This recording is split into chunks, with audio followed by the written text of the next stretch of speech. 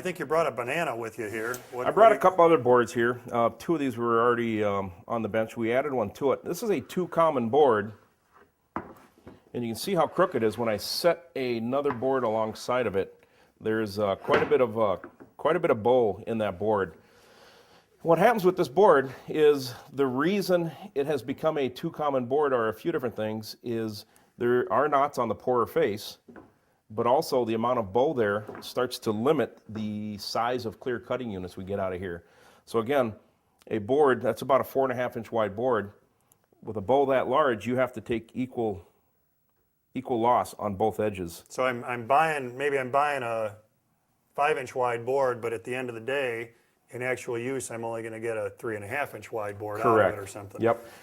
Planing this in your shop on a joiner, you're going to spend all day. You may want to have your lumber pre-serviced with a straight line rip, which they're going to clean that one edge up, leave the other end bowed. Another option for this board to get a much higher yield out of it is to take it and cut it into shorter lengths prior to straight lining it. Now you've minimized the amount of bow to 1/3 per piece. So where we have about 1.5 inches of bow, now you're down to about 1/4 inch to 3/8 of an inch on each piece. Well, let's go back and hit on this straight lining business because I know not everybody's familiar with this. So you're right. If I got this in my shop and I needed an 8-foot long board, if I took this baby to the joiner, I'd be there about 4 years trying to joint that long curve out of there, or I would have to try to rig something on my table saw because I don't have one good edge to go against the table saw fence. So I'd have to try to rig a jig so that I could rip myself an edge onto this. Now, on straight line edging, I've seen your machine. It's pretty cool. It's got lasers in the whole thing. So just give us the walkthrough on if your guys were cleaning this board up and they were going to straight line edge this, what happens there? We basically use a multi-bladed saw. We only leave one blade in there with a laser on it, and it shows us exactly where that blade's cutting. We'll take and we will hand feed in every board, and we will clean up and leave as little waste on our floor as possible so that you end up with the most yield out of your lumber. So the laser's throwing a line ahead of the blade onto this board, which lets you predict the cutting path. Correct. So on this board, we'd get that laser to throw basically down this felt tip line that you put on there. And once this goes in there, you're not feeding it like you do on a table saw, right? It's conveyed past the blade in a dead straight line. Yeah, it's pulled in, and there's a 50-horse motor on our saw, so we can cut anything up to about 12/4 on there. Wow. And come out with an absolute gluable edge. I know for me, straight line edging, which you see it represented as SL1E, straight line, one edge, I get it done all the time because I find that it saves me. It doesn't cost a lot of money. It doesn't add a lot of price to my order, but it saves me so much time in the shop against handling boards like this that I think it's worth every penny I haven't done. Now, the other thing is that we saw these boards coming off of the tree. We cut them on the sawmill. We cut them on the bandsaw ourselves, and they look like this. Now, I know we've got options here too.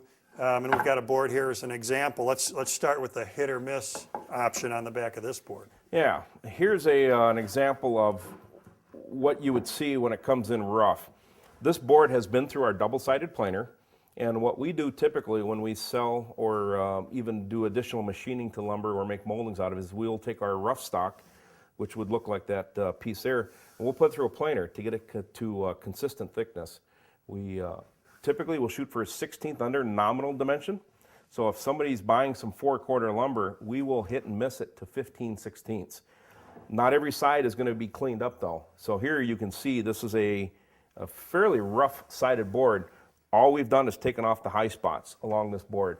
So we do have a very consistent thickness, but in no means is this cleaned up yet. So I'm placing my order for hardwood, and I've got all these options. I need to know how much wood I want to buy. We've talked about the straight line edging. Then we get to the surfacing business.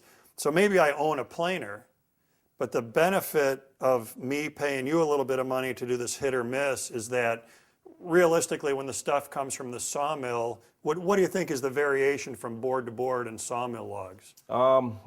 Drastic. We will see sometimes ends taper up to a 1/2 inch extra on one end, which is even difficult for us to handle.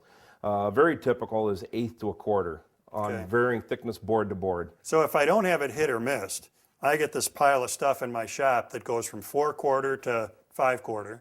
Then when I'm getting to my planing operation, I've got to maybe isolate out the really fat pieces first, get those planed. So a little bit of extra money to you, and we get the hit or miss. So now I know every piece is about 15/16 of an inch. Correct. Now we can go further than this, and this is what I usually do. I don't do hit or miss.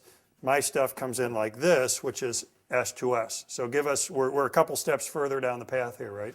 Yeah, now typically we will hit and miss, and then we may go back and actually do your surface planing to your desired thickness. So when you place an order, we may have brought it in the rough, surface to hit and miss, and then when you place your order, we will ask you what you're looking for thickness. You may order it right to 3/4. Some shops will order 25, 30 seconds. It allows them to be able to glue a few pieces and sand a few pieces and still end up at a 3/4 thickness. Yeah, I like to do, my own recommendation is 13/16. That way when it comes in, just like Greg is saying, if you do a glue up, you've got a little bit of material thickness still to work with after the glue up is dry so that you can surface it down. Additionally, specifically on door work, rail and style work, it gives you a little bit extra meat here in the thickness to get your rail and style cutters placed into the material, a little bit beefier door.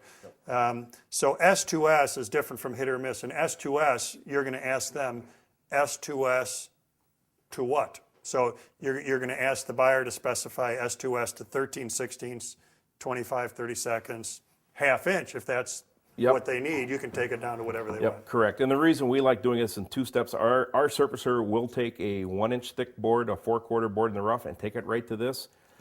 But you can see by example of this board here was hit and missed.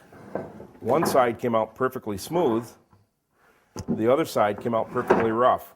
When we take it to the next step, to this level, it allows us to take a little extra off one side, then the other. To make sure we have two good faces. To make sure you end up as a end consumer, both good faces. And then just to hit on your straight lining again, as one more step there, if I had the need for it, I could ask you to straight line to a specific width.